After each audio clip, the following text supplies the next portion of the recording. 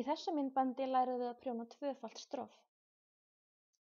Tvöfalt stroff er frábrugðið einföldu stroffi að því leyti að í stað þess að prjóna eina slétta og eina brugðna lykkju til skiptis eru lykkjurnar tvær brugðnar og tvær sléttar.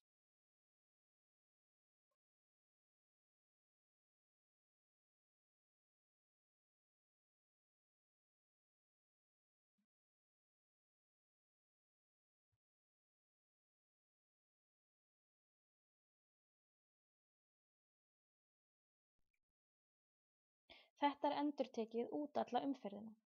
Eins og sjá má er prjónuð slétt lykkja þar sem áður var slétt og brugðin þar sem áður var brugðin.